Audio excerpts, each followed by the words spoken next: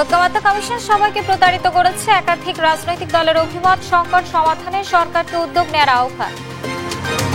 সরকারের কাছে আহ্বান থাকবেন, যা হওয়ার হয়ে গেছে আপনার দয়া করে ওই সমস্যাগুলো সমাধান করে যাতে সবাই একসাথে আমরা নির্বাচনের দিকে যেতে পারি।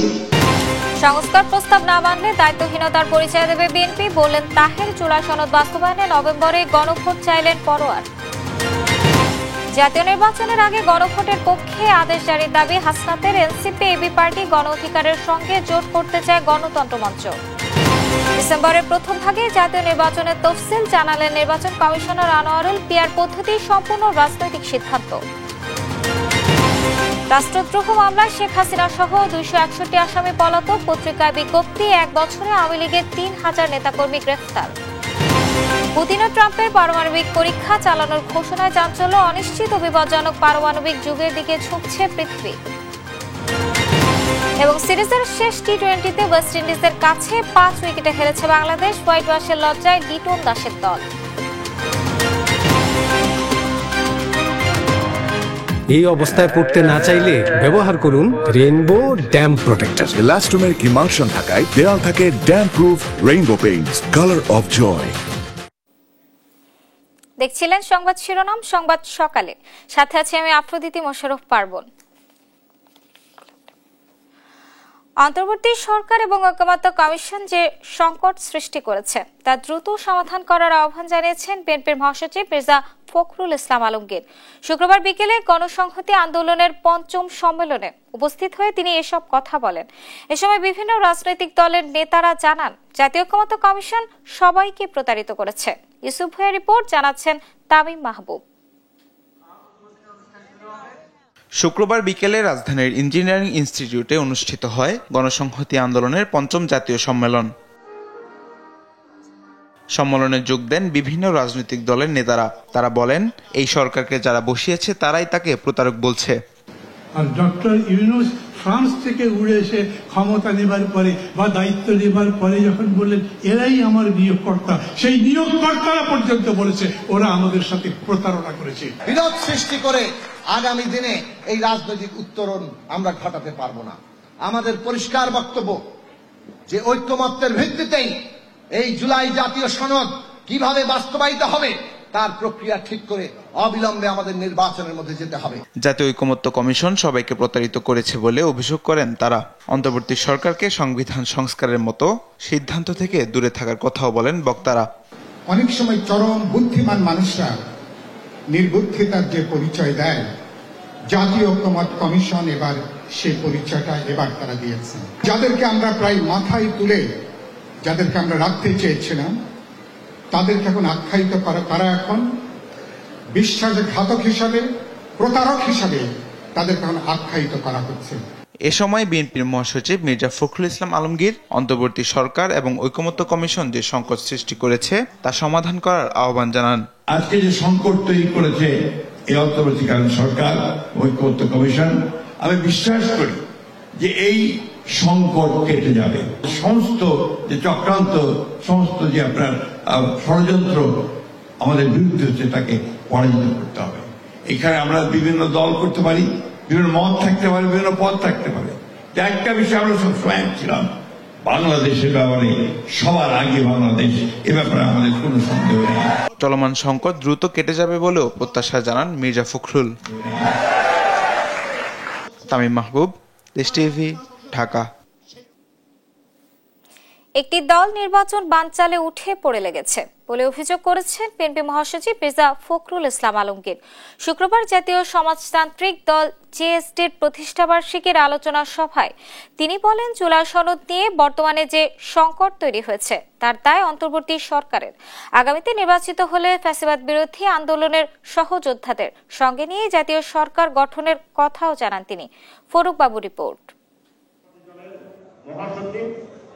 ফ্যাসিবাদ প্রতিরোধে অংশীদারিত্বের গণতন্ত্র প্রতিষ্ঠার দাবিতে আলোচনা সভার আয়োজন করে জাতীয় সমাজতান্ত্রিক দল জেএসডি। দলটির 53তম প্রতিষ্ঠাবার্ষিকী উপলক্ষে জাতীয় প্রেস ক্লাবে এ আয়োজন করা হয়। দেশের রাজনৈতিক সংকট থেকে উত্তরণের জন্য বিএনপিকে অগ্রণী ভূমিকা রাখার দাবি জানান গণতন্ত্র মঞ্চ সহ একাধিক রাজনৈতিক দলের নেতারা। অনুষ্ঠানে এবি পার্টির চেয়ারম্যান মুজিবুর রহমান মঞ্জু নির্বাচন নিয়ে জটিলতার জন্য বিএনপির দুর্বলতাকে দায়ী করেন। আর গণ অধিকার পরিষদের সভাপতি নুরুল হক নূর দাবি করেন আগামী জানুয়ারি মাসে জাতীয় নির্বাচন করার। আগামী ফেব্রুয়ারি নয়, আমরা মনে করি এখন নির্বাচন জানুয়ারিতে হতে পারে। আমি আগেও বলেছি নতুন বছরের নতুন মাসেই জাতীয় নির্বাচন হোক।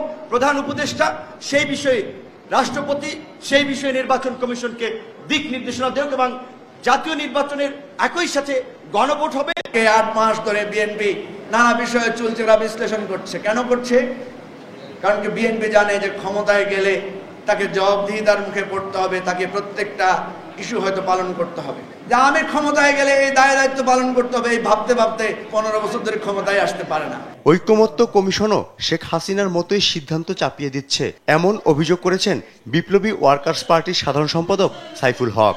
বলেন ফেব্রুয়ারি নির্বাচন ঝুঁকির মধ্যে পড়লে অন্তর্বর্তী সরকারও ঝুঁকিতে পড়বে। ফেব্রুয়ারি নির্বাচন কোনো কারণে যদি বিপদগ্রস্ত হয়, যদি ঝুঁকির মধ্যে পড়ে এই সরকার, তারাও কিন্তু বড় ধরনের ঝুঁকির মধ্যে পড়বে। বাংলাদেশ অনাকাঙ্ক্ষিত সংঘাত সংঘর্ষ, এমনকি গৃহযুদ্ধের যে বিপদের কথা অনেকে বলছেন, প্রকারান্তরে এই গৃহযুদ্ধের দিকে অনেকে নিয়ে যেতে চান, সে পথে কোনোভাবে আমরা হাঁটবো না। নাগরিক ঐক্যের সভাপতি মাহমুদুর রহমান মান্না বলেন বর্তমান সংকট থেকে বের হয়ে আসার একমাত্র পথ জাতীয় নির্বাচন। বিএনপি যখন গত বছর 5ই আগস্টের পরেই বলেছিল নির্বাচন দিয়ে দেন তাড়াতাড়ি করে, তখন লোকে বিএনপিকে ভুল বুঝেছিল। তখন বলেছিল এখনো রক্তের দাগ শুকায়নি, এরা এখনই নির্বাচন চায়। অথচ আজ 1 বছর পরে সমস্ত মানুষ মনে করে নির্বাচন দরকার। এখন বিশ্বের যত শক্তি তারা মনে করে নির্বাচন দরকার। এই নির্বাচনের জন্য ওদের উপর নির্ভর না করে চলুন আরো বৃহত্তর ঐক্য গড়ি। বিএনপি মহাসচিব মির্জা ফখরুল ইসলাম আলমগীর বলেন গণভোট নির্বাচনের আগে করার সুযোগ নেই, নির্বাচনের দিনই গণভোট হতে হবে।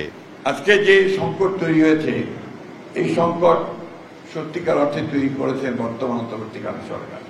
গণভোট নির্বাচনের আগে করার কোনো সুযোগ এখন আর নাই। নির্বাচনের দিনই গণভোট হবে, সে কথা আমরা পরিষ্কার করে বলেছি। সেখানে 2টো ব্যালট থাকবে, একটি ভোট গণভোটের জন্য, আরেকটি হচ্ছে জাতীয় সংসদ নির্বাচনের জন্য। আমাদের মিত্রদেরকে নিয়ে, যাদের সঙ্গে আমরা দীর্ঘ 15 বছর লড়াই করেছি, একসাথে কাজ করেছি, তাদেরকে সঙ্গে নিয়ে আমরা সরকার গঠন করতে চাই। এবং খুব পরিষ্কার কথা আমরা বলেছি, আমরা জাতীয় সরকার গঠন করতে চাই। ফররুখ বাবু, দেশ টিভি, ঢাকা। সংস্কার নিয়ে সব দল ঐক্যবদ্ধ থাকলেও বিএনপি উল্টে গেছে, এমন অভিযোগ করেছেন জামায়াতের কেন্দ্রীয় নায়েবে আমির ডাক্তার সৈয়দ আব্দুল্লাহ মোহাম্মদ তাহের। এদিকে জুলাই সনদ বাস্তবায়নে নভেম্বরে গণভোট দিয়ে ফেব্রুয়ারিতে জাতীয় নির্বাচন দিতে হবে বলে হুঁশিয়ারি দিয়েছেন দলটির সেক্রেটারি জেনারেল মিয়া গোলাম পরোয়ার। শুক্রবার আলাদা অনুষ্ঠানে এসব কথা বলেন তারা। সহকর্মীদের পাঠানো তথ্য ছবিতে শায়লা খানের রিপোর্ট। শুক্রবার কুমিল্লার সেন্ট্রাল মেডিকেল কলেজ অডিটোরিয়ামে 14গ্রাম উপজেলা ভোট কেন্দ্র পরিচালক সমাবেশ করে জামায়াত। অনুষ্ঠানে দলটির কেন্দ্রীয় নায়েবে আমির ডাক্তার সৈয়দ আব্দুল্লাহ মোহাম্মদ তাহের বলেন সংস্কার নিয়ে সব দল ঐক্যবদ্ধ থাকলেও বিএনপি হঠাৎ উল্টে গেছে। আরপিও সংস্কার হ্যাঁ না, গণভোট কিছুই মানছে না বিএনপি। তারা আরপিও মানে না, তারা সংস্কার মানে না, তারা সংস্কারের প্রক্রিয়া মানে না। সংস্কারের যে গণভোট, এটা আমাদের প্রস্তাব ছিল। বিএনপি কিন্তু প্রথমে বলছে আপনারা সাংবাদিক, আপনারা ফলো করেছেন। বিএনপি প্রথম বলছিল ওরা গণভোট মানে না। জাতীয় নির্বাচন ও গণভোট নিয়ে সরকার অপকৌশল করলে জনগণ আন্দোলনে নামবে বলে হুঁশিয়ারি দেন তিনি। যদি সরকার কোনো দলের কাছে মাথা নত করে তাদের দাবি পূরণের জন্য সরকারি ইনস্ট্রুমেন্ট হিসাবে কাজ করে, তাহলে এই সরকারের প্রতি আমাদের আস্থা রাখার আর কোনো সুযোগ থাকবে। এদিকে জুলাই সনদ বাস্তবায়নে নভেম্বরের গণভোট দিয়ে ফেব্রুয়ারিতে জাতীয় নির্বাচন দিতে হবে বলে হুঁশিয়ারি দিয়েছেন জামায়াতের সেক্রেটারি জেনারেল মিয়া গোলাম পরোয়ার। শুক্রবার খুলনা জেলার ডুমুরিয়া স্বাধীনতা চত্বরে হিন্দু সম্মেলনে প্রধান অতিথির বক্তব্যে তিনি একথা বলেন। অভিযোগ করেন স্বাধীনতার পর যারা দেশ চালিয়েছে তারা নিজেদের স্বার্থে হিন্দুদের ব্যবহার করেছে। আমরা ফেব্রুয়ারিতে নির্বাচন চাই। জুলাই সদন বাস্তবায়ন আদেশ জারি করুন, নভেম্বরে গণভোট দিন এবং আগামী সংসদে এটা আইনি ভিত্তি যখন পেয়ে যাবে, সব সংস্কার তখন কাজে লাগবে, তখনই আমাদের নতুন বাংলাদেশের স্বপ্ন পূরণ হবে। অনুষ্ঠান শেষে বের হওয়া গণমিছিল ডুমুরিয়া সদরের বিভিন্ন সড়ক ঘুরে শেষ হয়। শায়লা খান, নিউজ ডেস্ক, দেশ টিভি। আগামী জাতীয় সংসদ নির্বাচনের আগে গণভোটের পক্ষে সরাসরি আদেশ জারির দাবি জানিয়েছেন জাতীয় নাগরিক পার্টির দক্ষিণাঞ্চলের মুখ্য সংগঠক হাসনাত আব্দুল্লাহ। প্রতীক বরাদ্দ নিয়ে নির্বাচন কমিশনকে স্পষ্ট নীতিমালা প্রণয়নেরও আহ্বান জানান তিনি। প্রতিনিধিদের তথ্য ছবিতে জানাচ্ছেন মোহাম্মদ শরীফ হোসাইন। শুক্রবার সকালে পিরোজপুর উপজেলা পরিষদ মিলনায়তনে এনসিপির জেলা সমন্বয় সভা অনুষ্ঠিত হয়। এতে অংশ নেন জাতীয় নাগরিক পার্টির দক্ষিণাঞ্চলের মুখ্য সংগঠক হাসনাত আব্দুল্লাহ। তিনি বলেন, সংস্কারের বিপক্ষে যারা অবস্থান নেবে তাদের সঙ্গে জাতীয় নাগরিক পার্টির দূরত্ব তৈরি হবে। এছাড়া এনসিপির কোনো জোটে যাবে কিনা এটা সময় নির্ধারণ করবে। সংস্কারের পক্ষে যারা থাকবে তাদের সাথে আমাদের এনসিপির একটা হৃদ্যতাপূর্ণ সম্পর্ক থাকবে, আর সংস্কারের বিপক্ষে যারা অবস্থান নেবে এনসিপির সাথে তাদের দূরত্ব তৈরি হবে। গণতান্ত্রিক উত্তরণের জন্য অবশ্যই নির্বাচন প্রয়োজন, তবে এর আগে গণভোটের পক্ষে প্রধান উপদেষ্টাকে সরাসরি আদেশ জারি করার দাবি জানান এনসিপির এই নেতা। গণতান্ত্রিক উত্তরণের জন্য আমাদের অবশ্যই নির্বাচন অবশ্যই হতে হবে, এবং এই আদেশটি আমাদের এই গণ অভ্যুত্থানের মধ্য দিয়ে যিনি প্রধান উপদেষ্টা হয়েছেন ডক্টর মোহাম্মদ ইউনূসকে সে আদেশটি জারি করতে হবে। এদিকে ঝালকাঠিতে প্রতীক বরাদ্দ নিয়ে নির্বাচন কমিশনের সমালোচনা করে এনসিপির নেতা বলেন, কোনো নীতিমালা না থাকায় রাষ্ট্রীয় এই সংস্থাটি যে কোনো প্রতীক তালিকায় অন্তর্ভুক্ত করছে। যে নির্বাচন কমিশন কি ধরনের এক ধরনের ব্যক্তি ইচ্ছা সর্বস্ব সিদ্ধান্ত নেয়, যেমন মার্কা দেওয়ার ক্ষেত্রে আপনারা দেখেছেন, মার্কা দেওয়ার ক্ষেত্রে তারা আপনার কোনো নীতিমালা নেই, কোন মার্কাটা অন্তর্ভুক্ত করবে সেটারও নীতিমালা নেই, কোনটাকে দিবে সেটারও নীতিমালা নেই, কেন আলুমুলা ঢুকাইছে সেটারও নীতিমালা নেই, কেন আবার সাতটাপল্লির আবার লিপিবদ্ধ করছে সেটারও নীতিমালা নেই। অর্থাৎ তাদের যেভাবে ইচ্ছা সেভাবে করছে। তালিকায় প্রতীক অন্তর্ভুক্ত ও বরাদ্দের বিষয় নির্বাচন কমিশনকে স্পষ্ট নীতিমালা প্রণয়নের আহ্বান জানান হাসনাত আব্দুল্লাহ। আওয়ামী লীগের কর্মী হিসেবে সুবিধা নিয়েছে। মোহাম্মদ শরীফ হোসাইন, নিউজ ডেস্ক, দেশ টিভি।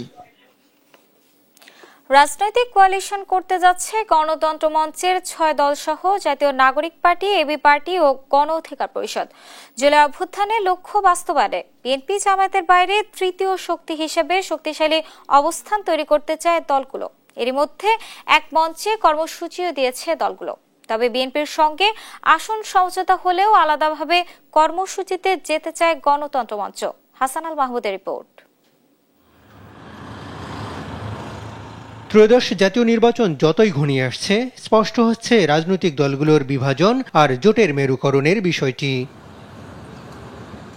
জামাতের নেতৃত্বে ইসলামপন্থী দলগুলোর জোট অনেকটাই স্পষ্ট, মাঠের রাজনৈতিক কর্মসূচিও পালন করছে দলগুলো। জুলাই জাতীয় সনদ বাস্তবায়নে বিএনপি, জামায়াত ও জাতীয় নাগরিক পার্টির মধ্যকার টানাপোড়েনের মধ্যে তৃতীয় রাজনৈতিক কোয়ালিশনের দিকে যাচ্ছে গণতন্ত্র মঞ্চের দলগুলো। গণ অধিকার পরিষদ, জাতীয় নাগরিক পার্টি ও এবি পার্টি এরই মধ্যে এক মঞ্চে কর্মসূচিও পালন করেছে। তবে দলগুলোর নেতারা বলছেন, এখনই নির্বাচনী জোটের দিকে না গেলেও জুলাই অভ্যুত্থান ও নাগরিক অধিকার প্রশ্নে এক মঞ্চের কর্মসূচিতে যেতে চান তারা। বিএনপির সাথে তো আমাদের মৌলিক অনেকগুলো বিষয় মিলছে না। আমরা পিআর চাই আপার হাউসে, ওরা কোথাও চায় না। একই ব্যক্তি একই সাথে সরকার প্রধান, দলীয় প্রধান, আবার হাউসের প্রধান, এটা থাকার দরকার নেই। এইটা বিএনপি রাখতে চায়, আমরা রাখতে চাই না। তো এইসব লড়াই তো আমাদের থামবে না। জুলাই অভ্যুত্থানের আকাঙ্ক্ষা বাস্তবায়নে এক মঞ্চে এসে বাড়তি চাপ প্রয়োগ করতে চায় দলগুলো। পুরানো দলগুলোর মধ্যে ফ্যাসিবাদী ব্যবস্থার এখনো আমরা চিহ্ন দেখতে পাচ্ছি, এখনো তাদের মধ্যে সেই টোন, সেটাকে আঁকড়ে থাকার, সেদিকে থাকার প্রবণতা দেখতে পাচ্ছি। ফলে আমরা প্রায়োরিটি দিচ্ছি নতুন প্রজন্মের যে দলগুলো আছে, নতুন ধারণা নিয়ে যারা কাজ করছে, জুলাই অভ্যুত্থানের আকাঙ্ক্ষাটাকে নিয়ে নতুন রাজনৈতিক অ্যালায়েন্স করতে পারি, এটা হবে আমাদের একটা প্রাথমিক পদক্ষেপ। বিএনপির সঙ্গে গণতন্ত্র মঞ্চের নির্বাচনী সমঝোতা হলেও আলাদা এ কোয়ালিশনের স্বতন্ত্র অবস্থান রাখতে চায় তারা। আমরা নিশ্চয়ই কেবল একটা দর কষাকষির জায়গা থেকে ধরনের বিষয় আমরা করছি না। আমরা এই ধরনের জোট থাকলেও বিএনপির সঙ্গে আমাদের একটা আলাপ আলোচনা বোঝাপড়া থাকবে, অথবা যদি নাও থাকে বিপ্লবী ওয়ার্কার্স পার্টি বা গণতন্ত্র মঞ্চগতভাবে বিএনপির সঙ্গে তো আমাদের একটা দীর্ঘ একটা পথ চলা। জুলাই সনদ বাস্তবায়ন ঘিরে বিএনপি ও জামাতের মধ্যকার টানাপোড়েন কমিয়ে আনতে তৃতীয় পক্ষ হিসেবে উদ্যোগ নিতে চায় দলগুলো। যেহেতু আমরা একটা গণ অভ্যুত্থান করতে পেরেছি একটা ঐক্যবদ্ধতার মধ্যে দিয়ে, এবং আমাদের একটা নতুন আকাঙ্ক্ষা আছে, তীরে এসে তো নিশ্চয়ই আমরা তরিত বাতে চাইবো না। সেদিক থেকে আমরা মঞ্চ 3 দল মিলে আমরা চেষ্টা করব, আমরা যোগাযোগ করছি। তবে পতিত ফ্যাসিবাদের বিচার, সাংবিধানিক সংকট থেকে উত্তরণ ও রাজনৈতিক নতুন বন্দোবস্ত প্রতিষ্ঠায় দীর্ঘমেয়াদী কর্মসূচিতে যেতে চায় এই কোয়ালিশন। আমরা হাঁটবো একসাথে, হাঁটতে হাঁটতে পায়ে শক্তি হবে, তাতে ঐক্য হবে। হাসান আল মাহমুদ, দেশ টিভি, ঢাকা। গণভোট নির্বাচনের আগে হবে নাকি পরে হবে, বিষয়টি এখনও নির্বাচন কমিশনের নজরে আসেনি বলে জানিয়েছেন নির্বাচন কমিশনার মোহাম্মদ আনোয়ারুল ইসলাম সরকার। শুক্রবার দুপুরে পটুয়াখালী সার্কিট হাউস অডিটোরিয়ামে সাংবাদিকদের তিনি একথা বলেন। কমিশনার বলেন, জাতীয় নির্বাচন আগামী ফেব্রুয়ারিতে হবে। নির্বাচনের তফসিল ঘোষণা হবে ডিসেম্বরের প্রথম ভাগে। পিআর পদ্ধতিতে নির্বাচন হবে কিনা বিষয়টি সম্পূর্ণ রাজনৈতিক দলগুলোর।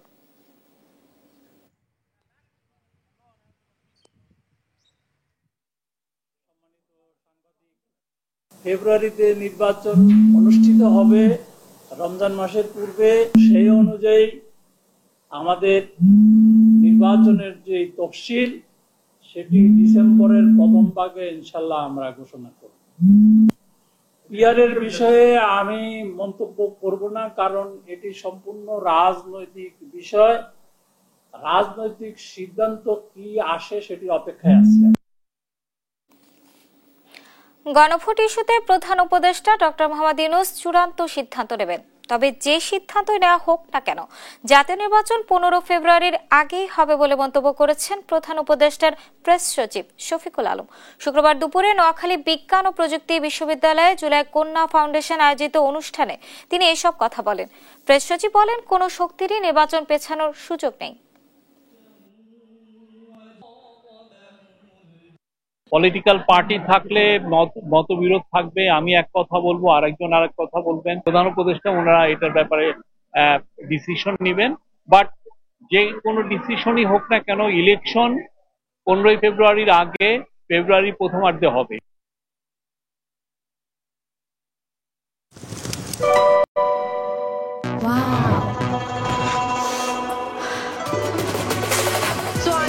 Thailand. Time for Thailand. Time for Tom Yum. Introducing Doodles. Tom Yum Shrimp Doodles. Doodles খান নাই তো নুডলস খান নাই। পুলিশের অপরাধ তদন্ত বিভাগ সিআইডি আদালতের নির্দেশে জয় বাংলা ব্রিগেড সম্পর্কিত রাষ্ট্রদ্রোহ মামলার প্রধান আসামি সাবেক প্রধানমন্ত্রী শেখ হাসিনা সহ 261 জন আসামিকে পলাতক দেখিয়ে পত্রিকায় বিজ্ঞপ্তি প্রকাশ করেছে। শুক্রবার সিআইডির বিশেষ পুলিশ সুপার জসিমউদ্দিন খানের সই করা এক বিজ্ঞপ্তিতে তথ্য জানানো হয়। এতে বলা হয়, ঢাকা মেট্রোপলিটন ম্যাজিস্ট্রেট আদালত রাষ্ট্রদ্রোহ মামলার প্রধান আসামি সাবেক প্রধানমন্ত্রী শেখ হাসিনা সহ 261 জন আসামিকে পলাতক দেখিয়ে দুটি জাতীয় দৈনিক পত্রিকায় বিজ্ঞপ্তি প্রকাশের জন্য আদেশ দেন। শুক্রবার ডেইলি স্টার ও আমার দেশ পত্রিকায় বিজ্ঞাপন প্রকাশ করে সিআইডি।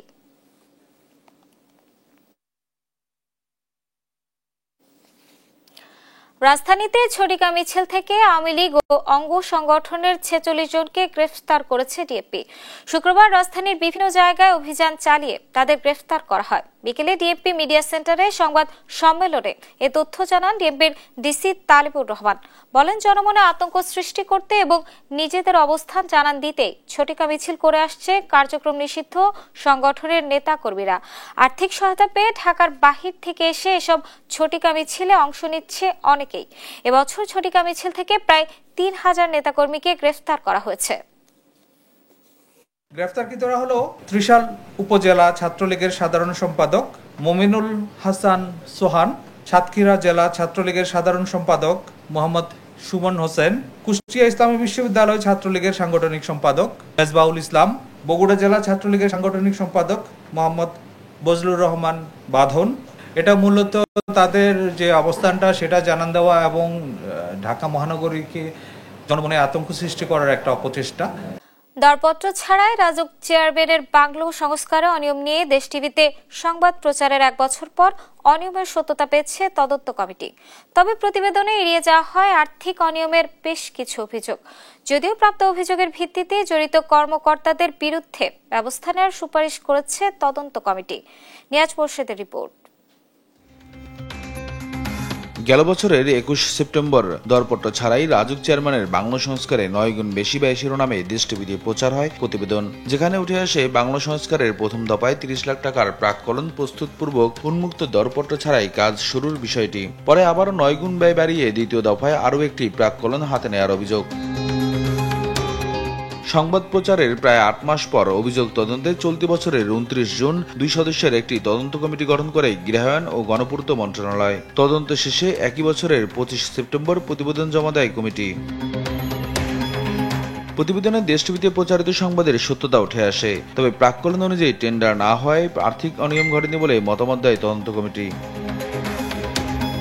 অবশ্য দেশ টিভি সংবাদে উঠে আসা ভবনটির দ্বিতীয়বার সংস্কারের ব্যয় প্রায় 9 গুণ বাড়িয়ে 2,25 লাখ টাকার প্রাক্কলন অনুমোদন প্রক্রিয়ার তথ্যটি যথাযথ নয় বলে দাবি করেছে তদন্ত কমিটি। তাদের দাবি প্রাক্কলিত ব্যয় 9 গুণ নয় 7 গুণের কিছু বেশি, অথচ প্রতিবেদনে 2,25 লাখ টাকার যথাযথ তথ্য প্রমাণ দেওয়া হয়।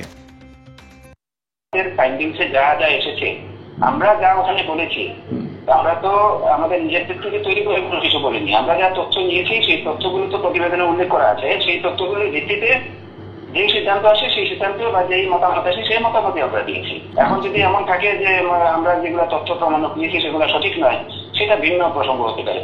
প্রতিবেদনে এই ঘটনায় রাজউকের ভাবমূর্তি নষ্ট হয়েছে উল্লেখ করে জড়িত কর্মকর্তাদের বিরুদ্ধে ব্যবস্থা নেওয়ার সুপারিশ করা হয়।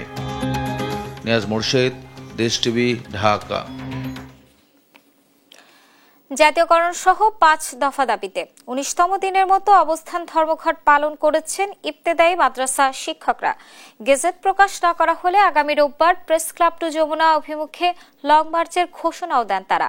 শুক্রবার সকাল থেকে জাতীয় প্রেস ক্লাবের সামনে অবস্থান নিয়ে বিক্ষোভ করেন সারা দেশ থেকে আসা ইবতেদায়ী শিক্ষকরা।